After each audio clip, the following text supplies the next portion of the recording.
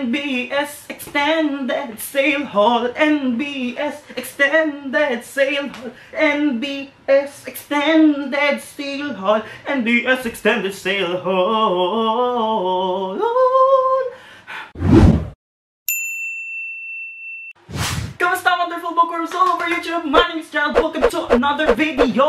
Okay, I'm so excited. I'm so hyped right now kasi mag-haul na naman po tayo. At ito yung haul na broke but happy haul. Bakit broke but happy? Dahil after ko mamili ng mga libro na to, wala na akong pera. Wala na akong makain, wala na akong pabili ng pagkain, wala na akong pamasahe. Ubos ang pera ko. I'm broke but I'm happy. Itong National Bookstore, di ba nag-sale sila sa Cubao? Ang daming pumunta, grabe. 3 days lang daw, pero nag-extend na hanggang April, nakakaloka. And naisipan din naman nilang mag-extend sa iba pa nilang branch. And guess what? Kapag nag-extend sila sa iba nilang branch, syempre pupunta ako. At namimili ako ng libro. Siguro plano nilang ubusin ang pera ng lahat ng taong mahilig sa libro. For me, it's going to be a win-win situation. Win-win sa part ng NBS, win-win din sa akin, pero medyo hindi win kasi may libro nga, wala namang pera.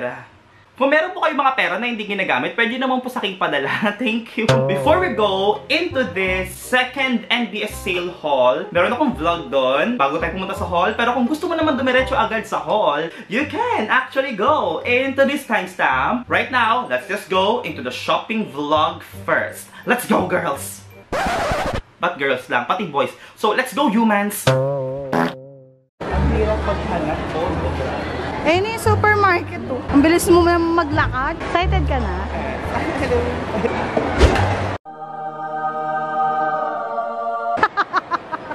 Ayan, pangit ng tawa ko.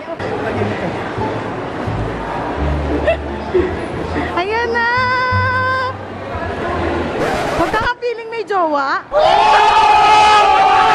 Welcome sa pagbaon sa akin sa utang! Hello mga kababayan! Nandito po ngayon kasama ko si Live. May nakita kong isang babae. Hello guys, it's literally live! Di ko malimutan ang kanya imahe. Ang liit lang ito. Ang maliit na ba to? Oo! Nasaan kasi, yung post ko naman, baka makita naman. Nasaan 17? Oh, maganda yan. Minom siya ng pill, tapos tinuturuan siya kung anong gagawin. Basta, ganyan. May pagbahing. May allergy ka sa libro. Oh, allergic sa utang, bitch. Lord. Isang dalagang Pilipina. May nakita kong isang babae. Di ko malimutan ang kanya imahe. So, nandito tayo ngayon at kailangan natin mag-search sa NBS online ng prices kasi wala yung totoong prices nila dito. Ito lang po ang mga nakukuha natin, no? Sana mura lang kasi wala na rin naman ako pera. Punta lang ako talaga dito. Ito mga to, kailangan mo muna i-search sa NBS online yung prices. Okay? Yeah.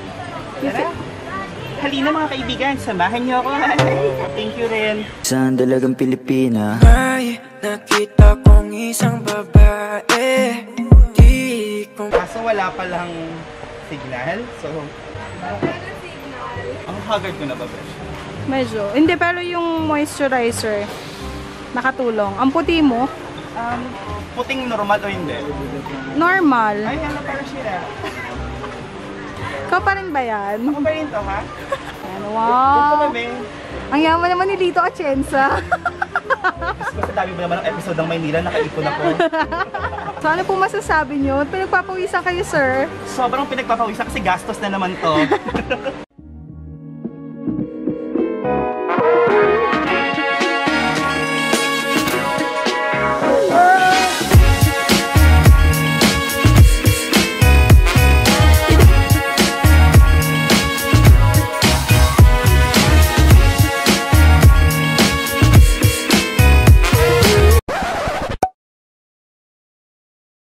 May kailangan ka pa dyan? Lumalandi. Ikaw nga ba si Mr. Right? Ikaw nga ba love of my life? Ikaw nga ba ang icing sa ibabaw ng cupcake ko? Ikaw nga ba si Mr. Right? Ikaw nga ba love of my life? Ayan mga kababayan, tapos na nga tayong mamili dito sa National Bookstore Robinsons, Manila. Pupunta naman kami ngayon sa National Bookstore SM Manila. Wala nang pera! So baon na po ako sa utang. So kapag nakita niyo po ako sa balita bilang isang taong hindi nagbabayad ng credit card, ako na po yon. Thank you. Naka 8 libro siguro. 8 libro. Walo. Pero hindi mabot ng 1K. Oo, di ba sobrang mura talaga. Thank you so much NBS. You are such an angel. So, punta na kami ng NBS Manila.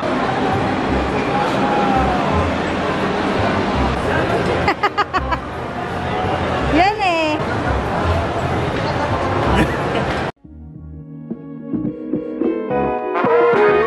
And now we're here in SM Manila NBS.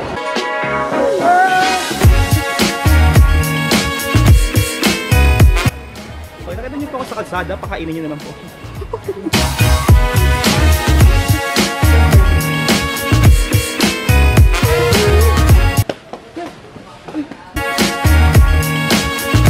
Okay lang sila, walang nasaktan.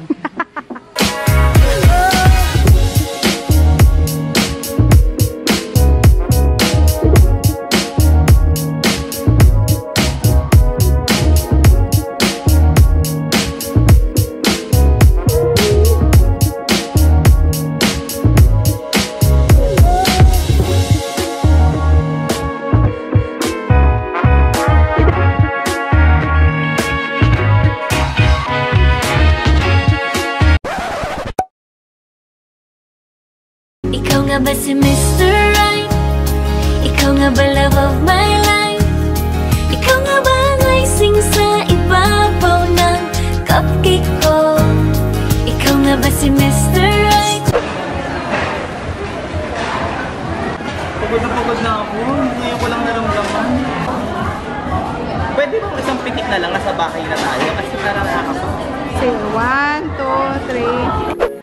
Okay, ngayon natapos ka na sa ating vlog. Welcome to the second NBS sale haul. Hashtag broke but happy. Doon muna tayo sa mga libro na binili ko sa SM Manila. First book that I have in SM Manila is A Million Worlds With You by Claudia Gray. Kung napanood nyo na yung haul ko dun sa Power Book Clearance Sale, nabili ko doon yung book 1 which is 1,000 Pieces of You and 10,000 Skies Above You. Feeling ko hindi ko na makukuha ng sale yung second book, pero I was wrong because NBS decided to bless us with this sale na minsan mapapatanong ka na lang kung magsasara na ba ang National Bookstore. Hindi natin alam, but we are thankful because of those cheap books. Mafe-feel na ang bunge na nandito sa gitna na ito ng series na to. There you go! We love Sale Series Completer Queen. Ang original price itong A Million Worlds With You, 435 pesos. Pero nakuha ko lang siya ng 99 pesos. Now let's go to my second book. Katulad nung nauna, ito rin ay nag-feel ng bunge sa series na nabili ko. Woo! The Towering Sky by Catherine McGee. Kung naalala nyo, nakuha ko yung book 1 and 2 nitong The Thousand Floor Trilogy sa Power Clearance Sale. Medyo nakakaloka lang po, no? Kasi parang pinagtripan po tayo ng Harper. Bakit naman po hindi sila magkakapantay? Hindi sila magka-size. Mas malaki to compare dito sa dalawa, no? Harper, bakit? Anong trip mo sa buhay? Bakit hindi mo pinantay dito, ha? Kaloka ka. Anyways, wala kang karapatang magreklamo kung hindi sila magkaka-size as long as you completed the series in a cheaper price. Diba?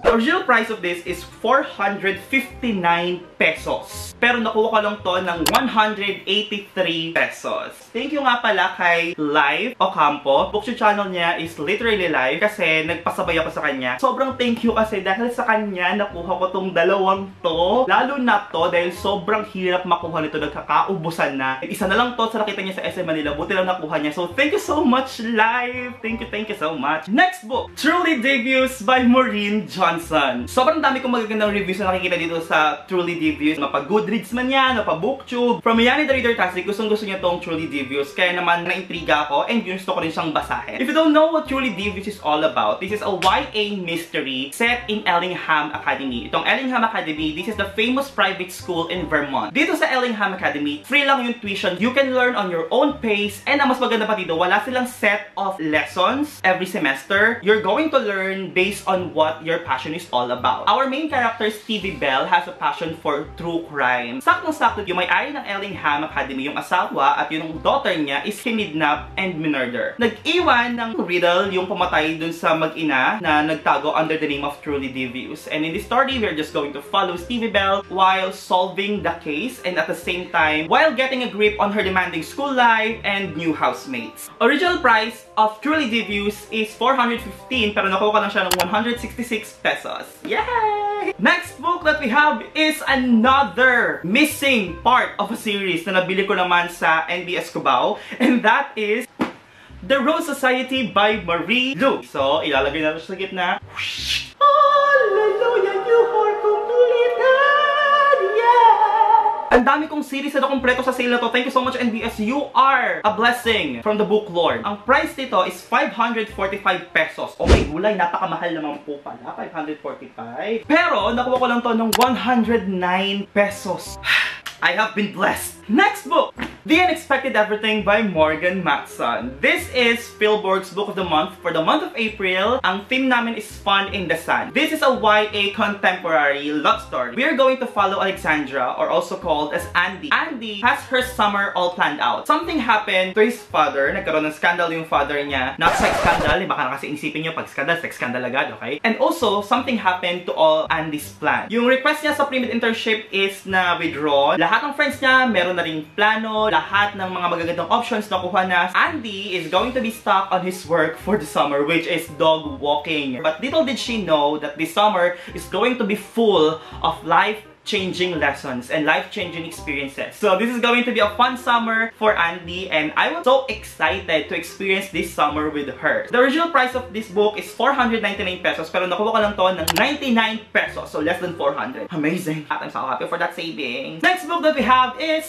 Be More Chill by Ned Vizzini. This is suggested to me by Life. Nung nag-shopping kasi kami, sinadjust niya sa akin, oy, bilhin mo to, maganda to. Ganoon na niya talaga, sinode niya na sa akin eh. So, kinuha ko na. Marupok ako sa mga recommendations. Anyway, this is a YA contemporary na merong mix ng sci-fi. In this story, we are going to follow an average high school dork named Jeremy here. He is not popular. Sometimes may mga bagay na ginagawa yung mga klase niya sa kanya na nagiging cause para mapahiya siya. He is weird and he is a nobody in the school. Not until narinig niya yung tungkol sa Squip. Squip, this is a kind of tablet or capsule made from Japan. If you intake it, something will happen on your brain na magkakaroon ng parang computer thingy sa brain mo. Yun yung magdidikta sa'yo kung paano ka dapat maglakad, paano ka dapat magsalita, ano yung mga damit na dapat mong suotin. And because of that Squip, nagbago ang lahat sa buhay ni Jeremy. Naging popular siya sa school, yung mga dating nangaasar sa kanya, naging kaibigan niya, and nagkaroon na rin siya ng confidence na kumausap ng mga girls. But, little did Jeremy know, there is a danger in letting someone dictate your life, and it has dangerous consequences. Original price ng Be More Chill is 379 pesos, pero nakuha ko lang to ng 87 pesos. What a bargain! Next! Before I Fall by Lauren Oliver. I have read this book in ebook format way back. Maybe college pa lang ako. And nagustuhan ko to. And nung nakita ko to sa sale, and nagkaroon ako ng chance na makuha siya in paperback copy, hindi na pinalampas yung chance. Kung hindi nyo alam kung tungkol saan tong Before I Fall, we are going to follow the story of our main character, Samantha. She has all the looks, the popularity, the boyfriend, and she is mean. Friday, February 7, akala niya Samantha just a normal day for her, but little did she know, ito na pala ang huling araw niya sa Earth dahil siya ay na-involved sa isang car accident na pumatay sa kanya. But something odd happened. After niya mamatay, nagising ulit siya doon sa day kung kailan siya mamatay, which is Friday, February 7. Dahil doon makikita ni Samantha lahat ng layers ng buhay niya, and also it will give her a chance para itama lahat ng mga pagkakamaling nagawa niya. And because alam niya na anytime pwede siyang mamatay, marirealize din niya yung value ng mga bagay na mawawala sa kanya. On that 7 days, we will follow Samantha as she's trying to live her life to the fullest, while at the same time correcting all of the mistakes that she has done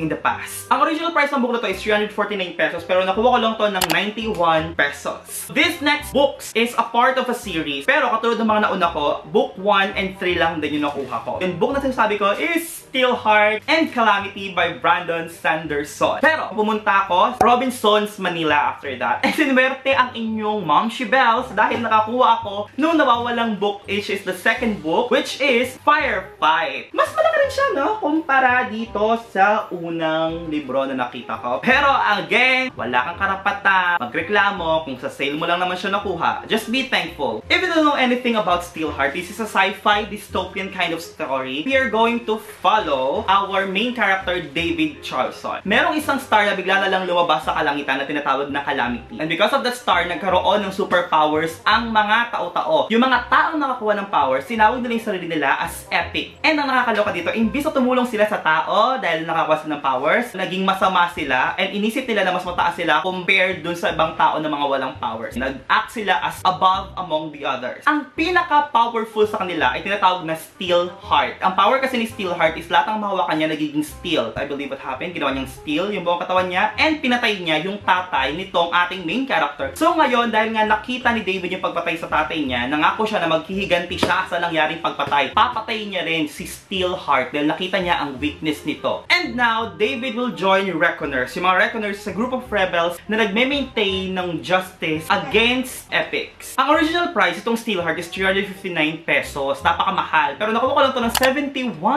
pesos! Pakamura! Grabe. Calamity, the third book in the series, is worth 459 pesos. Oh my god, 400. Pero nakuha ko lang ng 75 pesos! Woo! What a bargain. We'll have a cheap queen. Second book na nakuha ko nga sa SM Manila, bilang malaki siya and iba siya dito compared sa size nung dalawa. This is 589 pesos. Mahal, girl, ha? Pero nakuha ko lang to ng 183 pesos. What a bargain! We love a cheap queen. Woo! We love a savings queen. Now that we are done with Robinsons Manila, we are now going one LRT away. That is SM Manila. Ni-narrow down ko na ang aking mga kagustuhan doon sa mga libro na gusto ko lang talagang bilhin at basahin. And the next book that we have is another Brandon Sanderson's book. Sobrang lagi ko ito nakikita sa Bookstagram, lagi ko rin nakikita ito sa Bookshoot, and that is Skyward by Brandon Sanderson. In this story, we are going to follow Spensa. Bata pa si Spensa, gusto niya na talagang sundan yung yapak ng tatay niya na maging isang pilot. And kapag pilot ka dito sa planeta nila Spensa, it is a great honor. So yung planet na tinatawag natin dito is not Earth, but it is Detritus. And sila ay nakikipaglaban, o yung mga pilots, sinakalaban nila yung mga Krell. Yung Krell, sila yung mga aliens na ang motive is to destroy the humankind. At yung tatay niya is natag as coward. Nahirapan si Spensa o naging imposible na para kay si Spensa na matupad yung pangarap niya na maging pilot. But Spensa will discover something that will change everything, and that might give her the chance to become the pilot that she wants to be. I'm so excited to read this book kasi marami rin ito magandang review sa Goodreads, marami rin magandang review sa mga kakilala ko kapag basa nito. So, I'm so excited. Sana po matanggap ng puso at ng isip ko ang science fiction. Now we're done with our last two books. This is a duology and sobrang dami rin na nagagandahan dito and marami rin magandang reviews. So, oh my god, I'm so excited to read this as well. Ang dalawang libro na sinasabi ko are Strange the Dreamer and Muse of Nightmares by Laini Taylor. Sa reviews, mas maganda daw kung babasahin mo tong libro na to nang wala kang ka-idea kung tungkol saan to, because that will add to the experience. And bilang masunurin po akong bata, hindi na ako naghanap pa ng summary. Basta ang alam ko lang, this is a high fantasy. This book, yung pinili nyo para sa akin na maisama ko sa aking reading vlog, dahil doon sasamahan nyo ko habang pinabasa ko ang Strange the Dreamer by Laini Taylor. Okay, so here are all of the books that I've got for the second time in National Bookstore Super Sale. I'm so happy and I'm so thankful for National Bookstore for this opportunity that they've given us, bookworms. Baba ko na, dahil pawis na po ako. Grabe po. So kayo mga kababayan, alam ko rin na marami na rin kayo nabili, and I'm so happy na nakukuha nyo na yung mga libro na dati inaamoy-amoy lang natin. Ngayon nakukuha na natin sa murang halaga. Thank you so much NBS for that. Kayo guys, ano ba yung pinakamurang libro na nakukuha nyo sa NBS sale? Share that on the comment section down below. I want to hear your thoughts. Mag-usap tayo sa comment section. I think that is it for today's video. Thank you so much for watching. If enjoy ka, give this video a thumbs up, and huwag mo na rin kalimutan mag-subscribe for more bookish content from me. Kung gusto mo rin ma-update or ma-notify whenever I post a new bookish video, click the notification bell para ma-notify ka. That is all of it. Thank you so much for watching, and always remember to open that book and discover what magic is. See you again next time. Bye-bye!